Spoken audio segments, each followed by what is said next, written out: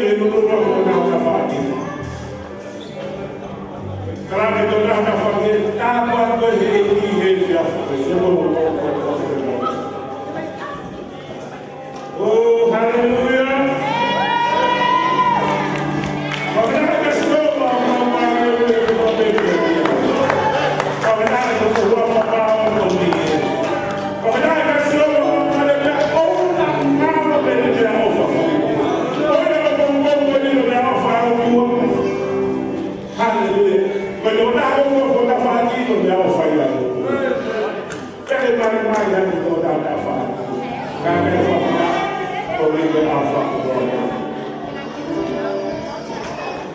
il popolo di lavoro in noi per far vedere quella uomo per dire perché tutti i steli vogliono dire amen la manca da mannaco è lo riguardo di manca sua fetà come sua mano daí eu propongo ele o fame de da unidade de da novo Israel Jerusalém. Amen. Como irmã que faca o gau rodou, que faca não que vai a ter o mundo Australia no América. Cada faca o gau que tem forma a referência o que é a mamãe de na água. Amen. Amen ya que hana pole de la madre cuando la madre por evitar un poco y fue a caer fue la madre de igual para que la madre de evitar y de para la madre para que la madre de evitar y de para la madre de Maitani amen.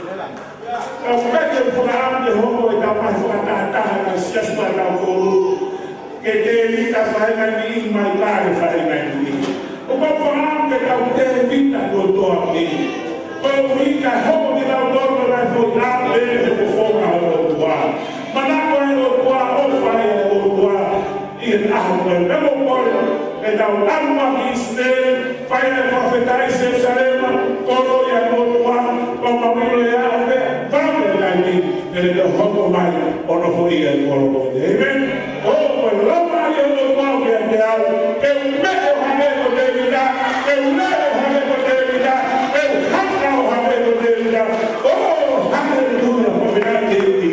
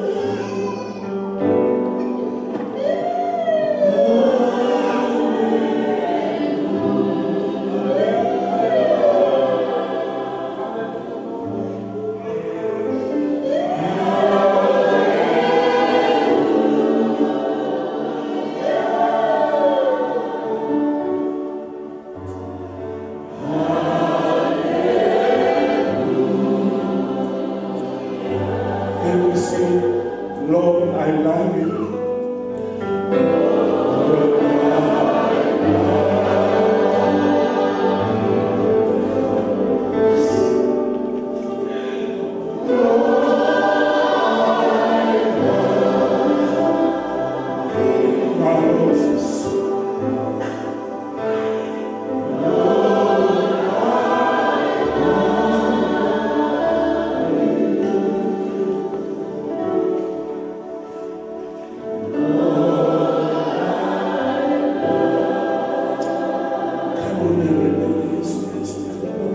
Lord, I love you. Lord, I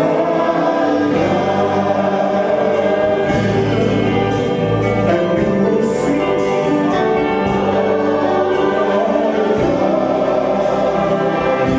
And we glorify you. Lord, how pretty, Lord, how fine, Lord,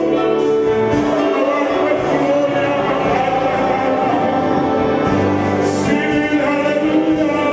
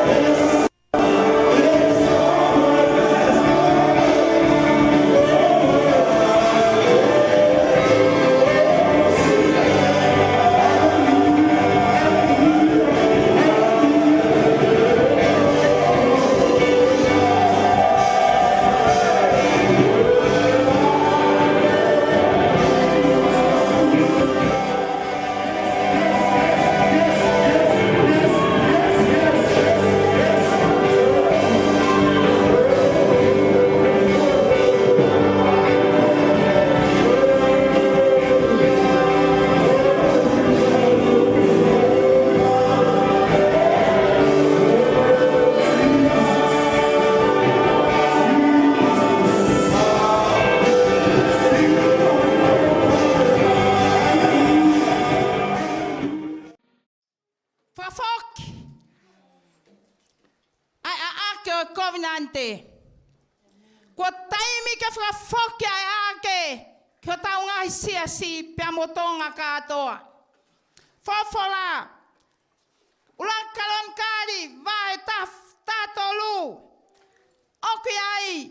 Avesi kone tolu te ulau atuia. Pealea te vita mo kau kapteni o ngahi toko ia fe mo te au. Ia mo hoe ki katoa pa pe te vita ke whakataha kotoa Israeli. Kapau ku halelei. Kia ki mo tolu. Pea kapau koe mea si hova ko tau otua. Ke alu atu e tau whanongonongo ke tau kāinga ko nofo i ngai feitu o Israeli.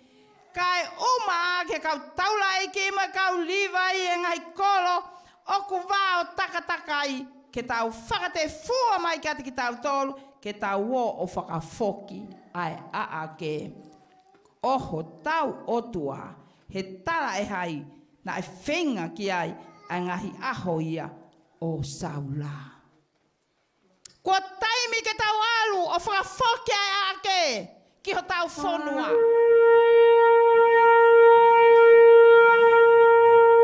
Kahane ai hoko Israeli. Ko pake ifi a sofua. Ke maino kuane alahe hoko.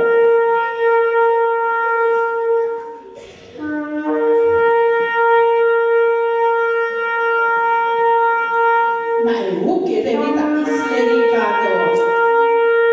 Whakataha mai. Ko pake tau alo whakafoki mai puha whakawa. We have been returned the Ark of the Covenant. And I'm Haleluya, merci.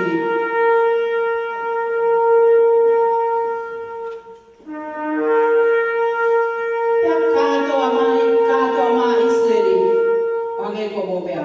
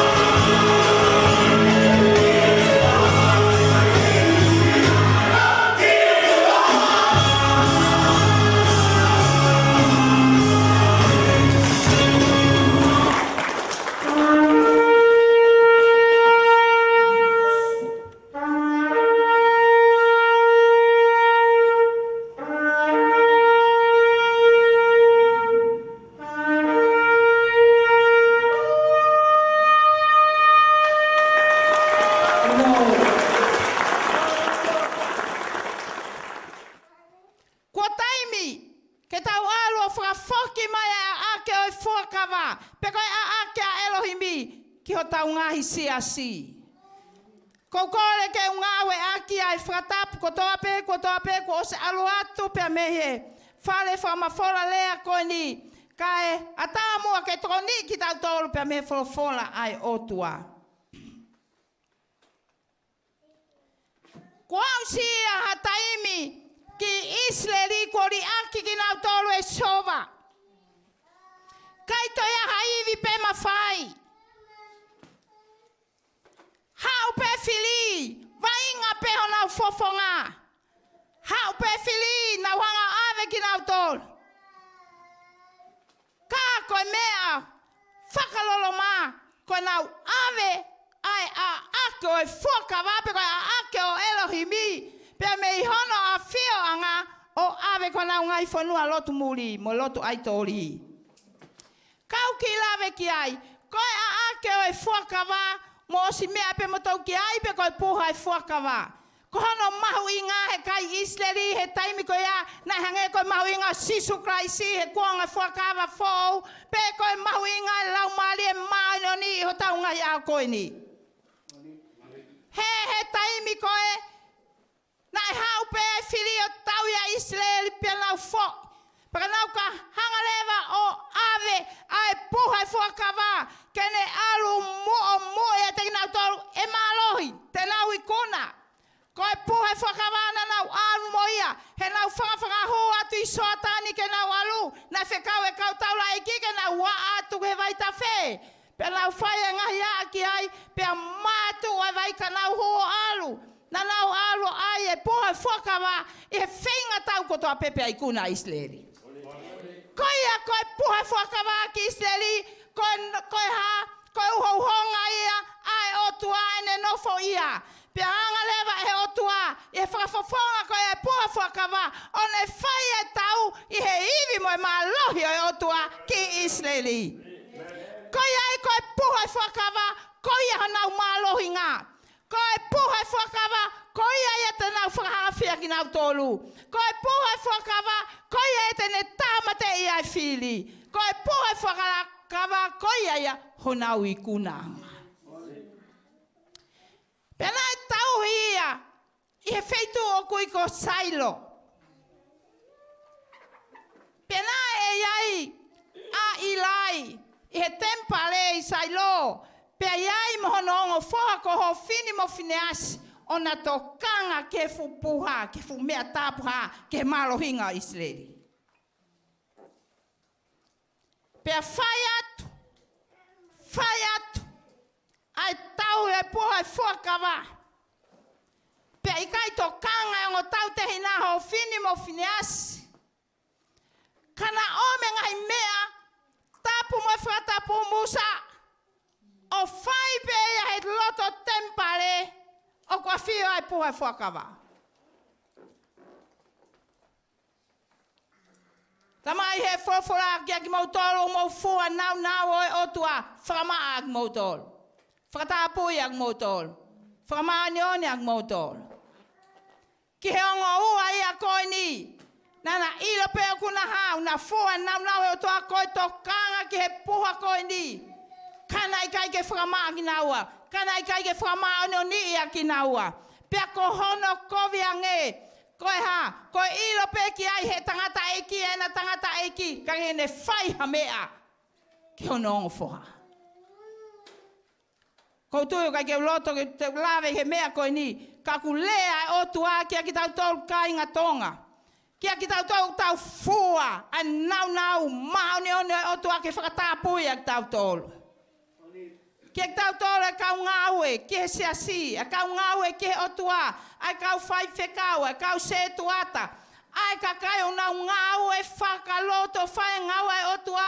Kua pau ke whakamani oni ai tau moui. Whamaak tau tolu. Pea hoko sia e mea koe ni o ka whio ai otua. Nane loto mama. Pane uia Sami wela. Whakahaki ai. Te uhanga whakauhai whaleo ilai.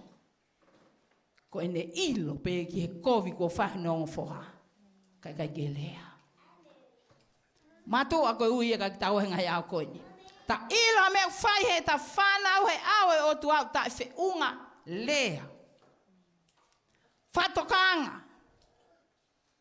Whatokanga. He koe mea tāpu hā. O kuta nofo mo ia.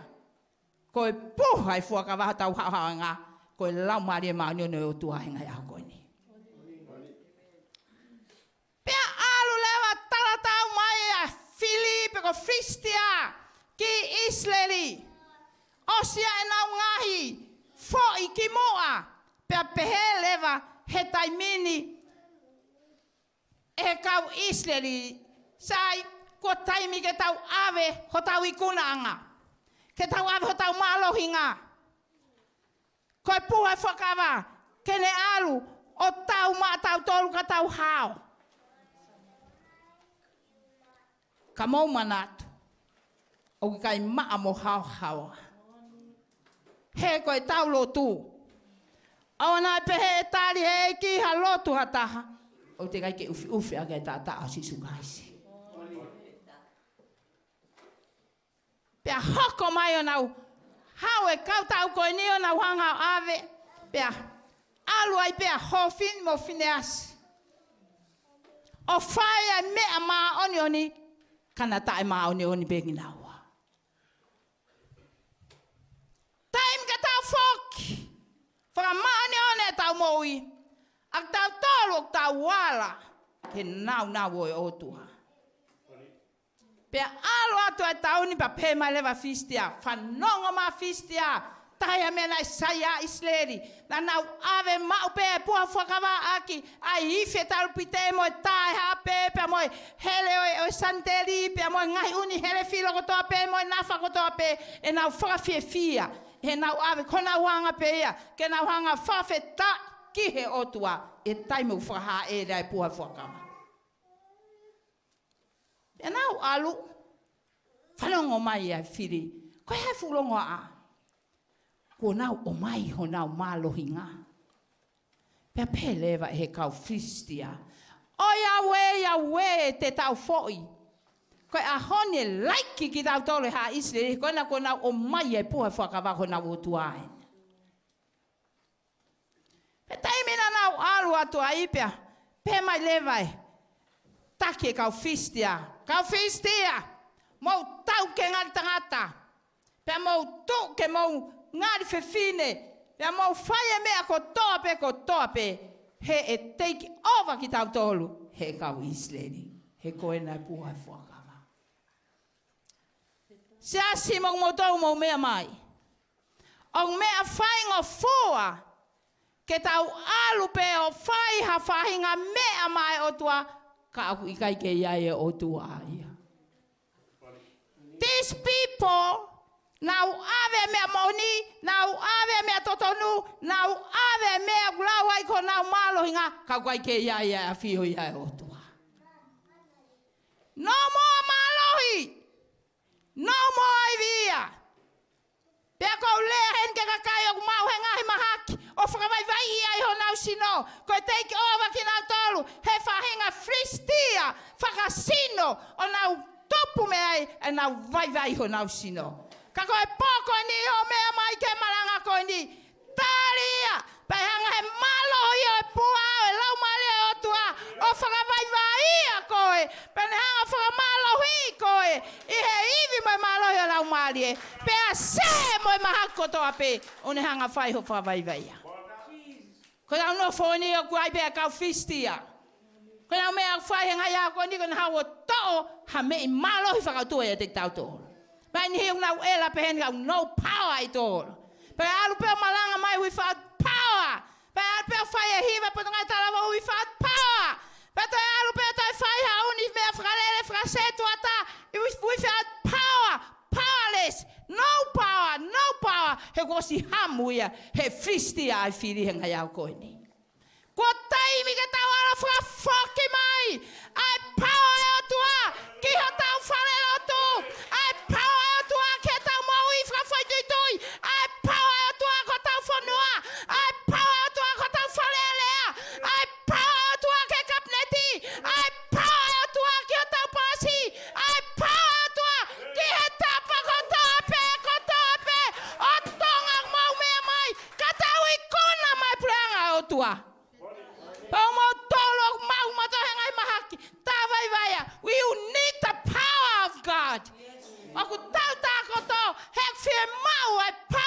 akin fotu ak tauto. Pe alu leve kau Fristia nau tau. Te fe halak ai maua kau Israeli. Nau alu tau pe ai kuna Israel he fili. Ko mena nau falala ki ai.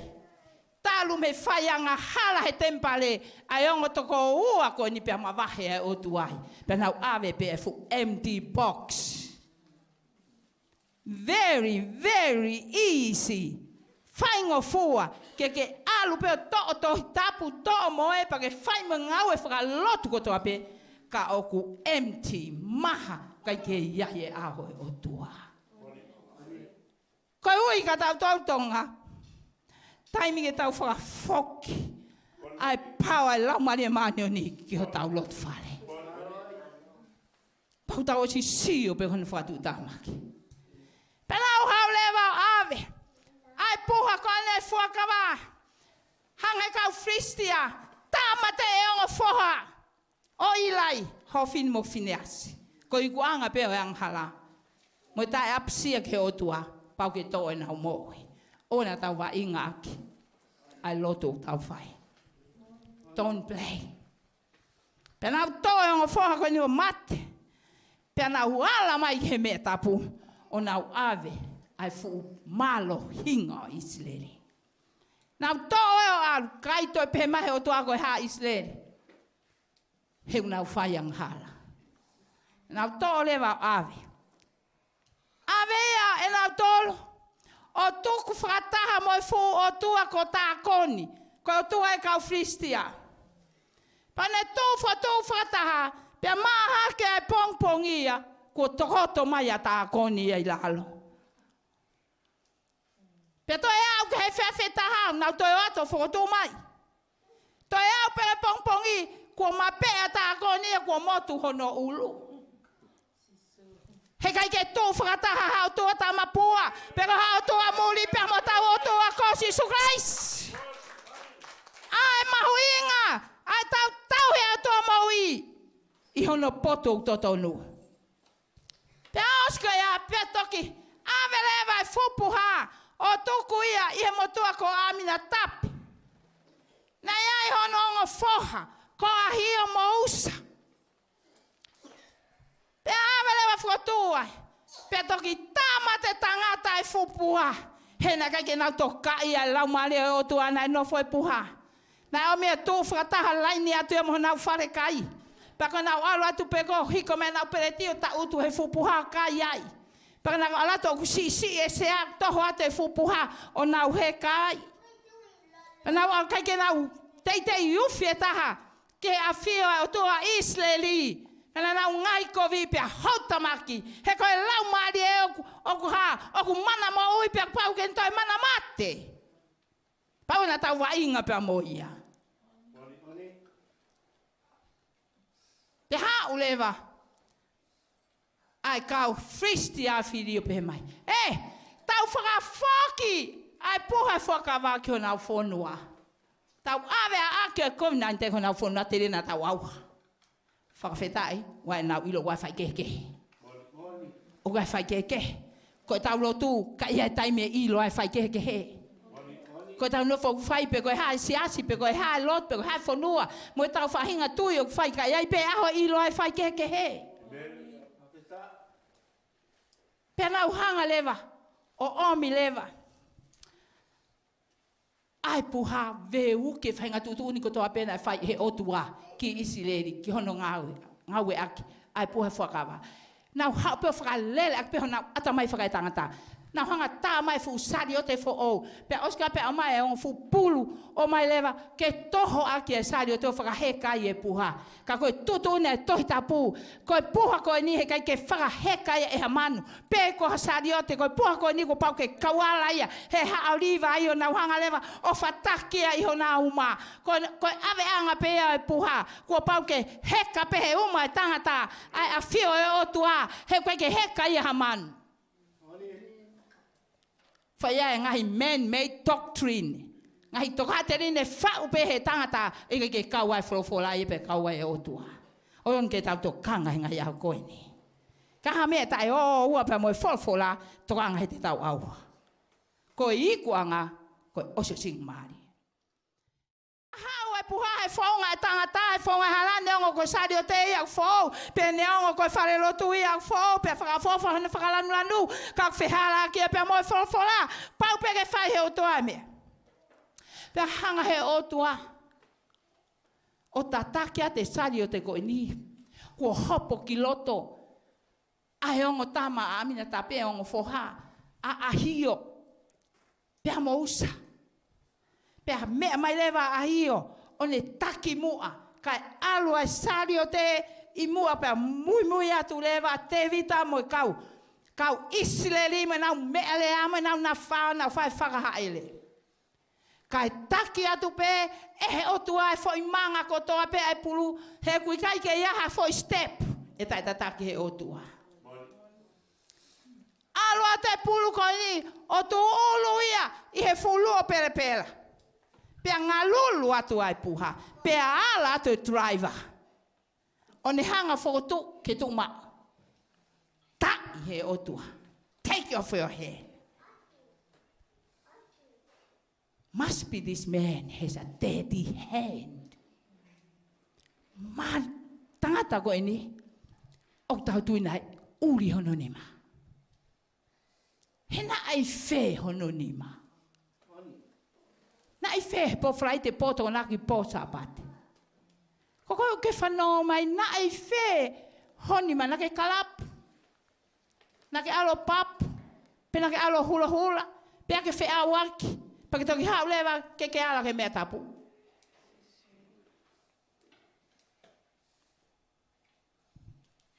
Ta I kai ngata pe Hene ta ia ni makai mate ai ne mo. Ko o tua mana mo ui toi mana mate.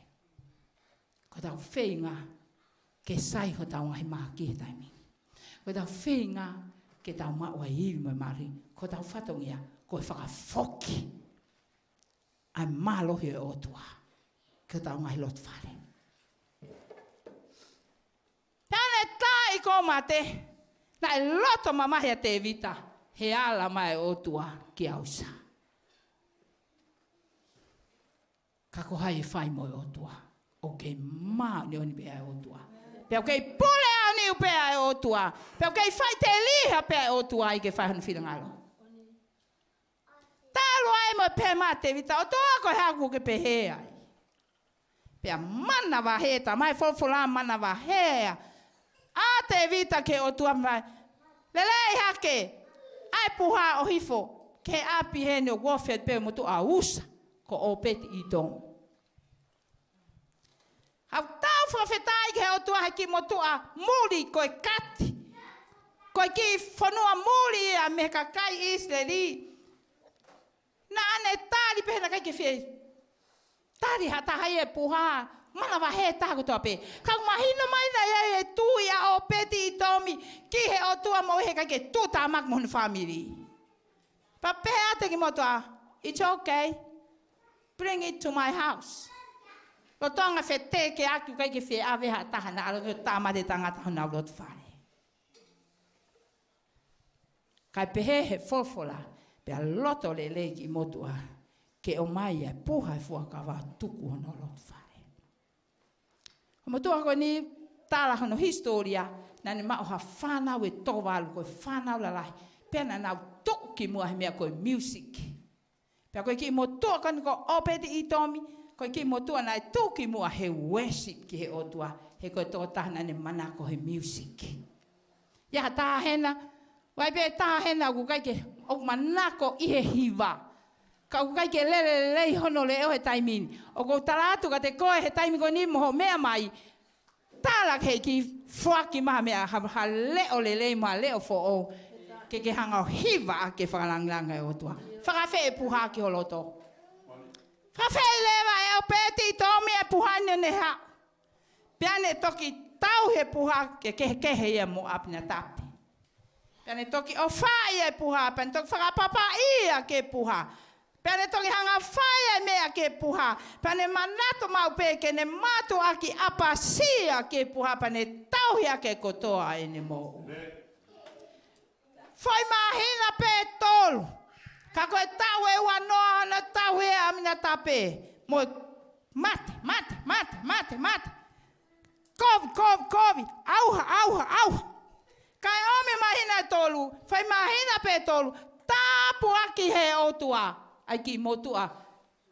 Kati koeni. Ko opeti i tomi. Tapu aki.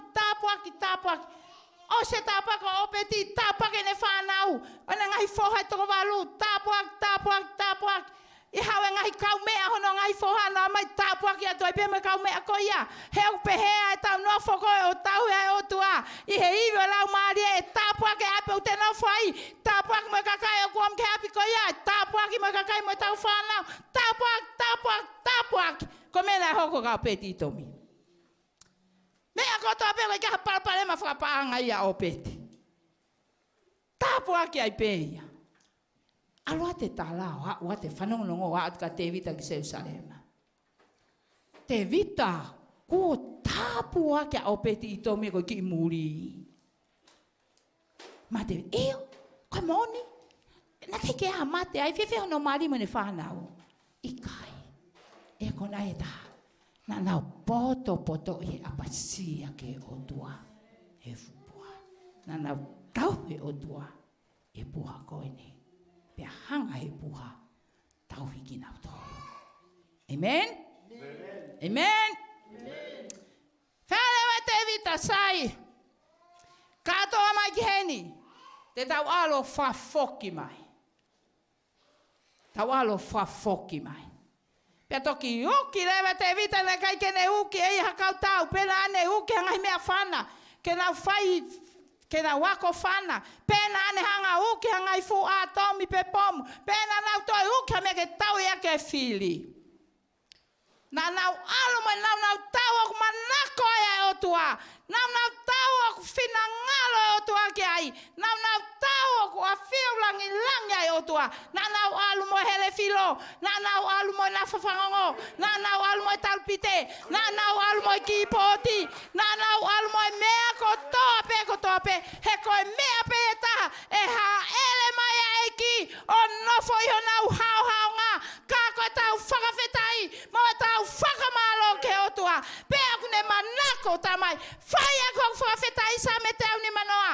Aki a ngai na whai. Hele filo. Aki a kita. Aki a talpite. Pea ka ku iai ha mea umanawa kene whai a ke whamalo Isileli. Koe puha ia. I he ahone. E hau e lau maali e koe iwi. Tamai e ngau e ulak vesfalu. Ka te mou mau pe ha malohi o ka hoko mai lau maali e. Koe e puha e fuakawa o e ahone. Koe e puha e fuakawa he ahone. E nau alu atu lewa. Tula ine kau alu. Tamai he vahe koe nina nau alu atu ko nau whakateunga ia ki nau tolu. I he nau o e otua. I he ngahi mea lea, mea i whi, mea kotoa pe.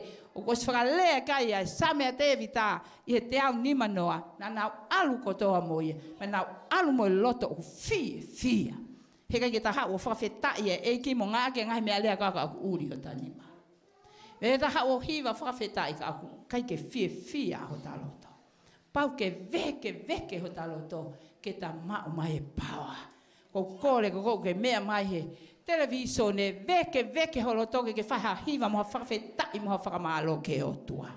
Pai kai ke hange ia, koe fo i me, hanga he te vita koe e take worship he kuanga koe ia talu me iai, o au mai ke taimi koe ni, mo e ngawe ake ngahi mea lea, ke whakalangi langi ake o tua, pia o kuai e ngahi siasi, o kui kai ke mau ngawe ake me utokanga mai o tua ki ai. Ai ko manako ai o tua. Ka tau sai a pe ngai mea ko ngake he te volo. Pea talu me ai. Pea hau lewa e o tua ai te volo o ka haasi e ki ta ia mo mea o ave ia.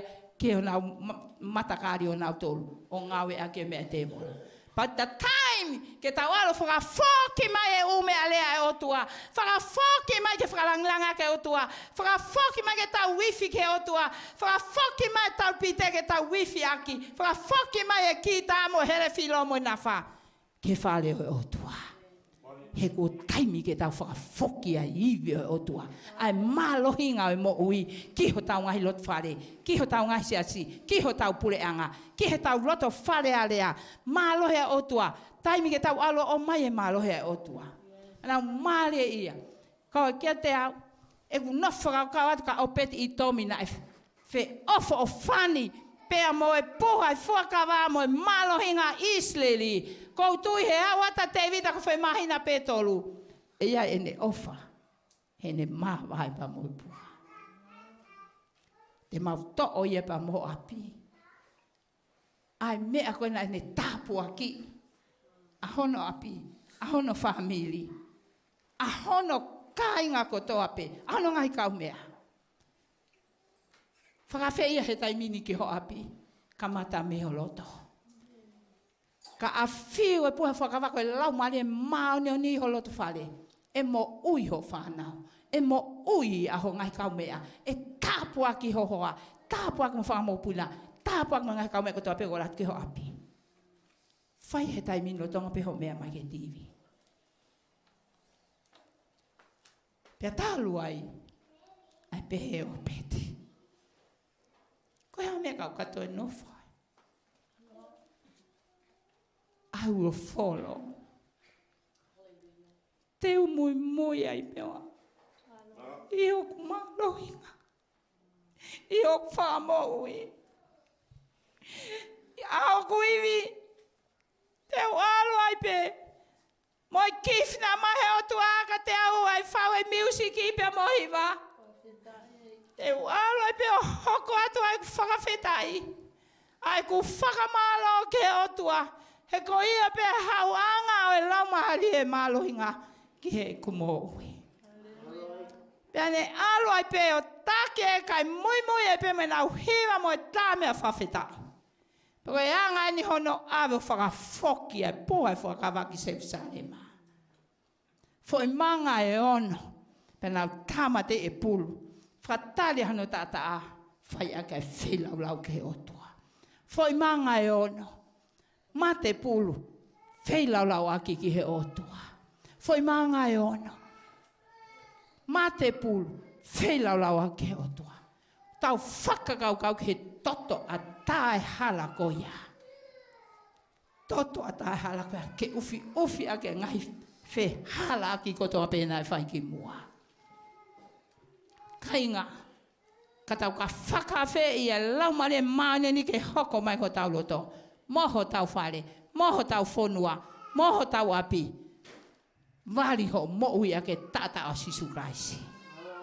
Koe a lamina e hoko mai, ke tāmate eke ne whai ake whelaulau, kai lava ke tau maheni pea mo e otua, ke tau wau ke otua, pe tau wau sia mo ono whamoni, ai iwi kuna, iwi whamaa, iwi malohi, o e lau maali e hinga ia koe ni.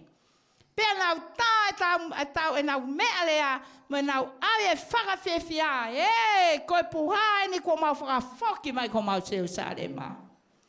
Koe puhai ni ko mau whakafoki mai.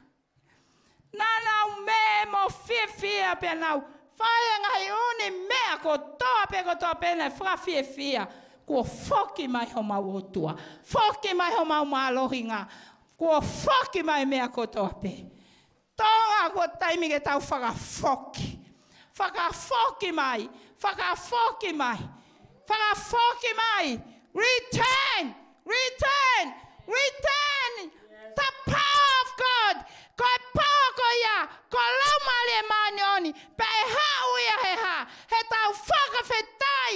Tau whakamalo. Tau ngawe ake ngai mea ko tape. O ko si tala he whawhara he sa me te au ni manoa.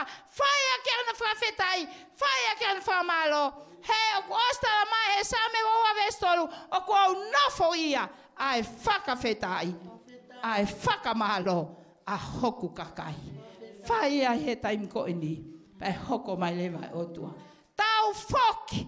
Foki. Foki tonga. Foki ke atua ko lamalie. O ngawe akia ke nofo ia. Nofo ia. Iae kau Fristia. Fristia mahakine toho malohi.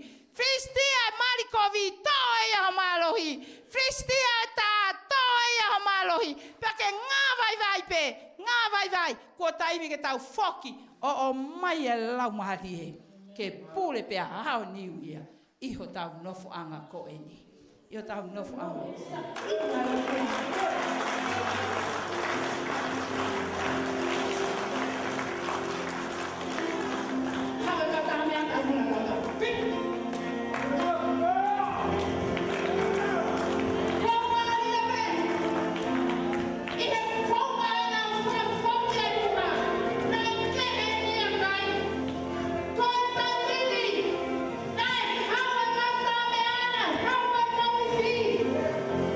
How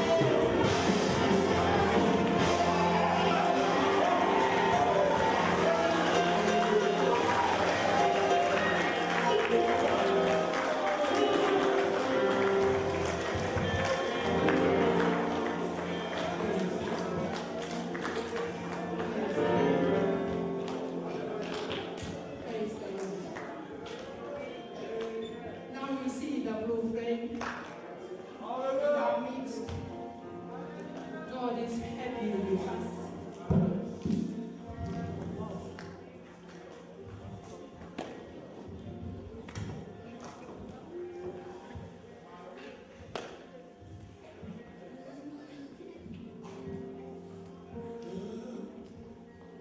Holy Spirit, I need. Everybody, wafeli la mali bobole. Foki maja de bo. Anda waki homo.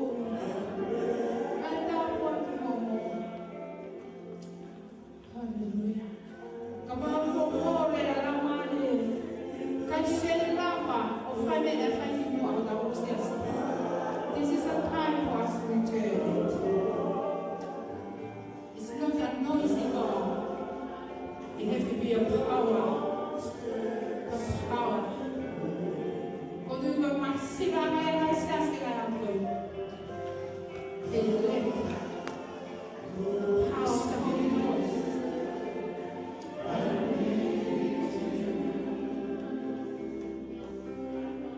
Find out what you want.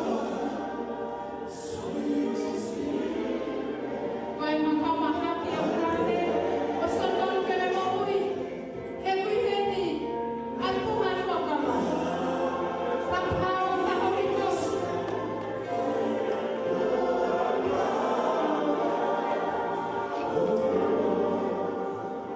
Awata mama unati mama huyu. Kaya kifanya wewe. This is the time.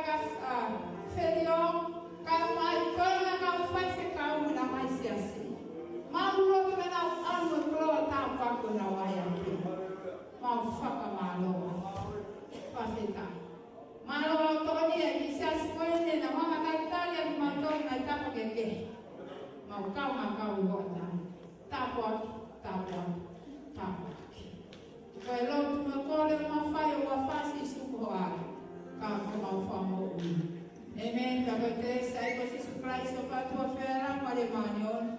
Ramani na fay matong yang ko, yun ang hindi pa fay